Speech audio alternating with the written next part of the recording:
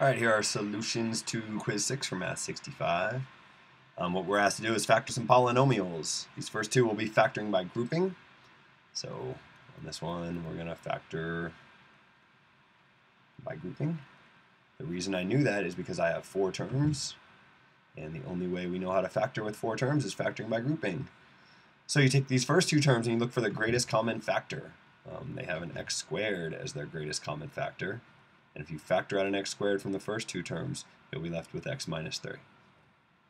Greatest common factor x squared, left with x minus 3.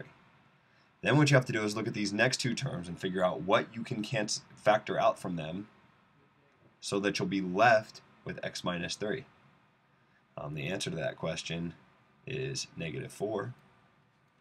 If you factor out a negative 4 from these next two terms, you'll be left with x minus 3.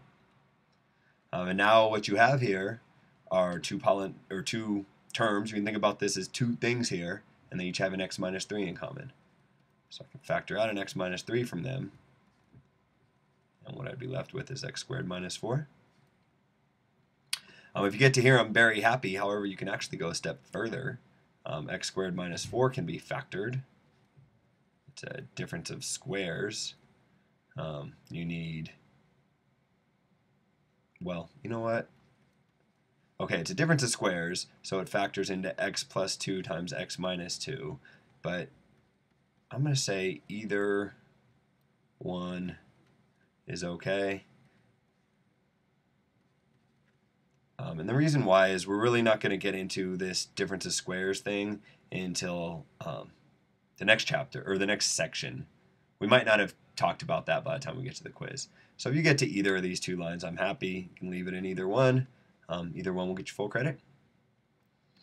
Alright, moving on. This next one, same idea, factor by grouping. These first two terms, they have a 3 in common. They also have an x squared in common. So I can pull out a 3x squared. And if I do that, I'll be left with an x minus 4. Pull out 3x squared from here, you're left with x. 3x squared from here, you'll be left with a negative 4. So you look at these guys and you figure out what can you factor out to be left with an x minus 4.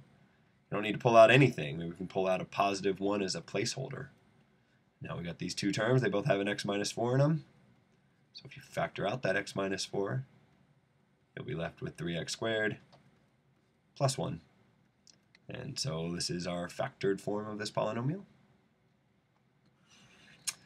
Alright, on this one, what we're looking for is we have a trinomial, second degree trinomial whose leading coefficient is 1. So all we need are two numbers that they need to add to the coefficient on the x term. They need to add to negative 7. And they need to multiply to positive 6. And so if we can figure out those two numbers, that'll kind of, well, they will go here and here, and we'll have our factored form and be done. And the way you can find those two numbers is figure out all possible numbers that multiply to 6. Say 1 times 6, 2 times 3. I guess these are all possible positive integers that multiply till 6. And then let's see, if we want them, we could either do these or negative 1 times negative 6. So these are the positives. Negatives will work also.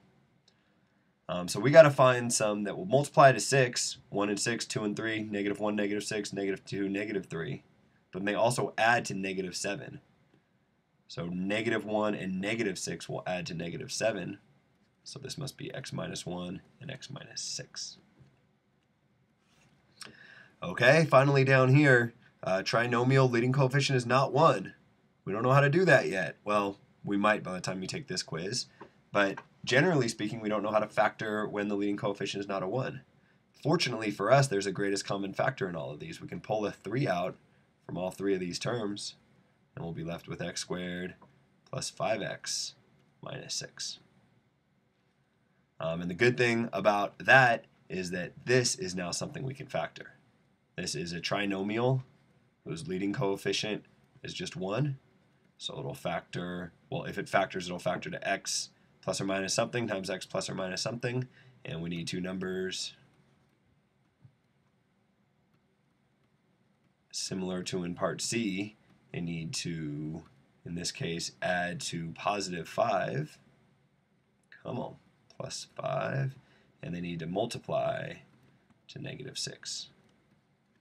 And one way to figure those out is, again, look at 6. Let's see, to get to 6, 1 and 6 will work, or 2 and 3 will work.